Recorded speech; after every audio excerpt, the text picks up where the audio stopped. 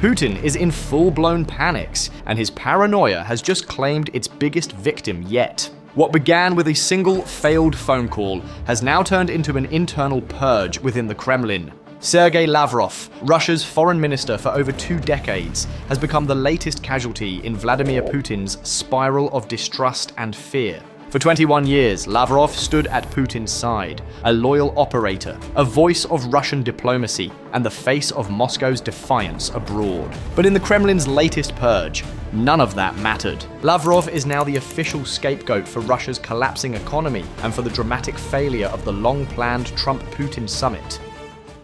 This isn't just another dismissal, it's a warning shot to Russia's elite. Putin has made it clear that loyalty buys nothing anymore. What matters now is survival. His survival. As state media erases Lavrov's name and image from official broadcasts, Putin revives an ancient tactic of Russian autocrats, the good Tsar, bad boyars myth. The idea is simple. Russia isn't failing because of Putin. It's failing because of corrupt ministers who supposedly sabotage his noble intentions. That message now echoes across the Kremlin's marble halls, and everyone inside knows what it means. The question on every official's mind is no longer about policy, it's who's next. To understand how this unraveling began, we need to rewind to a few weeks ago. It started quietly, with a diplomatic letter, a list of demands that Lavrov sent to US Secretary of State Marco Rubio. According to the Financial Times, the letter came just 1 day after a phone call between Putin and President Donald Trump. During that call, the two men discussed a possible meeting in Budapest, a summit meant to explore how to end Russia's invasion of Ukraine. On the call, Putin appeared open, at least on the surface. He suggested Moscow might be open to peace discussions, but only if Washington agreed to stop supplying long-range Tomahawk missiles to Ukraine. Days later, Lavrov's memo arrived, repeating the same points Putin has been pushing for years. Ukraine must make territorial concessions, shrink its military, and permanently abandon any hope of joining NATO. For the United States, that wasn't a peace plan.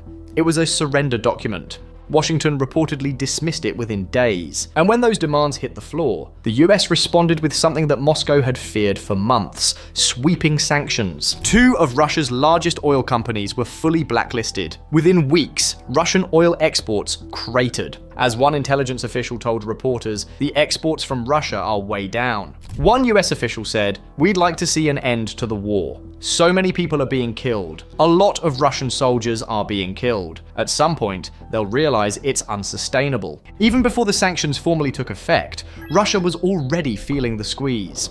The measures were announced on October 22nd, with a 1-month grace period for global firms to sever ties. But within days, traders began dumping Russian contracts. The isolation was happening faster than anyone in Moscow expected. And Putin saw it coming. Just days after the sanctions were announced, Kremlin state TV began airing a cryptic narrative, a carefully scripted confession disguised as analysis.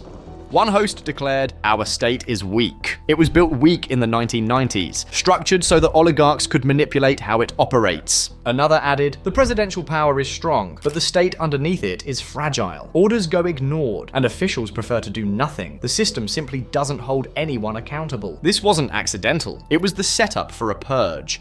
The message was clear. Putin remains powerful and pure. The system beneath him is broken, and someone must be punished for it. That tactic, the good Tsar, bad boyars narrative, is a centuries-old survival mechanism. When times are good, the Tsar takes credit. When times are bad, his courtiers take the fall. Putin, the self-styled modern Tsar, is following the same playbook. He's portraying Russia's elite as obstacles to his vision and letting the nation decay. 12 days before Lavrov's downfall, analysts already predicted this shift. Kremlin television, they noted, had begun preemptively blaming officials for everything from refinery fires to missed military targets. It was only a matter of time before rhetoric turned into punishment, and now that moment has arrived. Yesterday, Russian insiders confirmed that the Kremlin has pinned the failure of the Trump-Putin talks on one man, Sergey Lavrov. After more than 2 decades of service, Lavrov has been made the official scapegoat. Ironically, he had tried to prove his loyalty by taking a hardline stance with Washington, but that backfired. He came unprepared, refused compromise, and simply parroted Putin's old talking points about Ukraine. Now, Lavrov's sudden disappearance from public view has everyone in Moscow whispering. He was absent from last week's High Security Council meeting, the one where Putin issued nuclear threats on live television. His chair sat empty. It's the first time in Putin's presidency that a permanent member of the council has been excluded. Adding to the intrigue, Lavrov's name has reportedly been pulled from the delegation list for the upcoming G20 summit. For years, he represented Russia at those global gatherings, often because Putin himself avoided foreign travel since the invasion began. Now, his removal is a silent admission that he's been sidelined, and many Russians are stunned. Lavrov wasn't just a diplomat. He was part of the regime's identity. NATO's Secretary General once mocked him, saying that in all his years as foreign minister, nothing useful ever came out of his mouth. But even that jab couldn't erase Lavrov's influence. For over 2 decades, he was Putin's face to the world, tireless, combative, predictable. And now, even he's been discarded.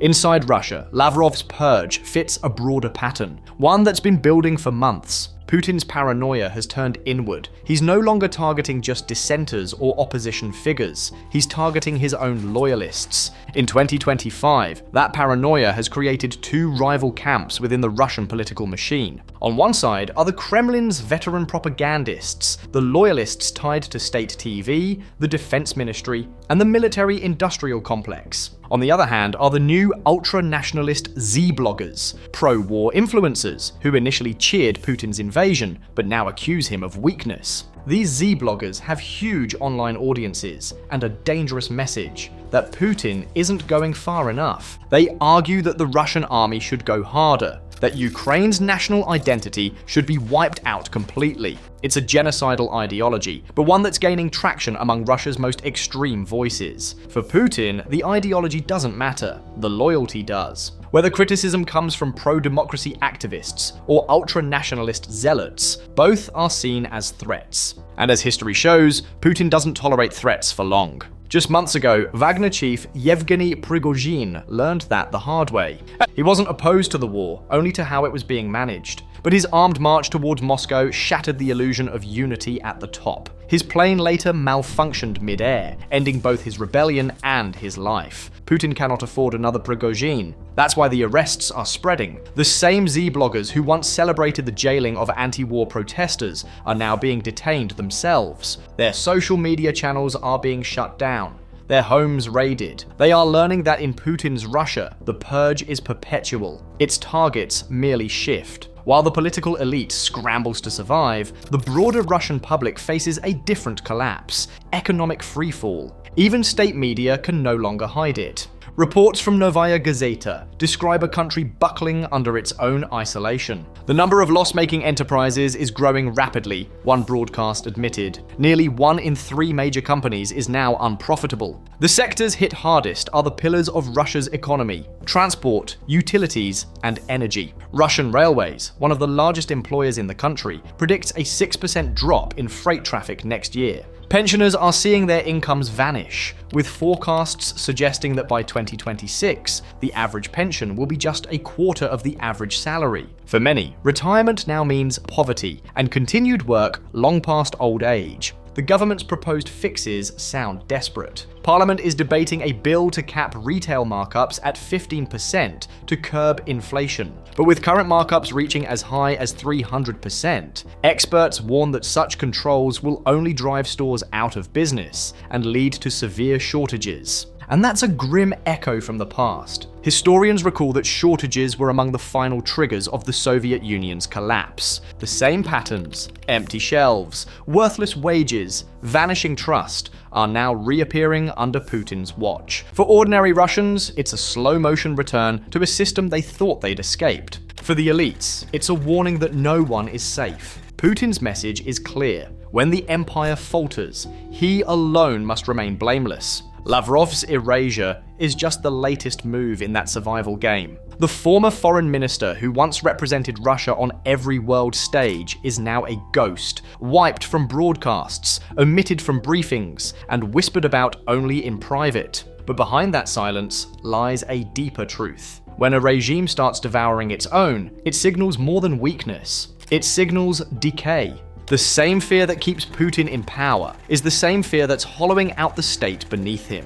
As Russia's economy crumbles, its propaganda machine insists that all problems stem from traitors, from lazy ministers, from weak boyars who failed the Tsar. Yet every purge brings the system closer to collapse. Lavrov's fall is not an ending. It's a preview. Because in Putin's Russia, there will always be another scapegoat, another official to sacrifice, another loyalist to erase. And as the walls close in, the only question left is the one whispered in every Kremlin corridor: who's next?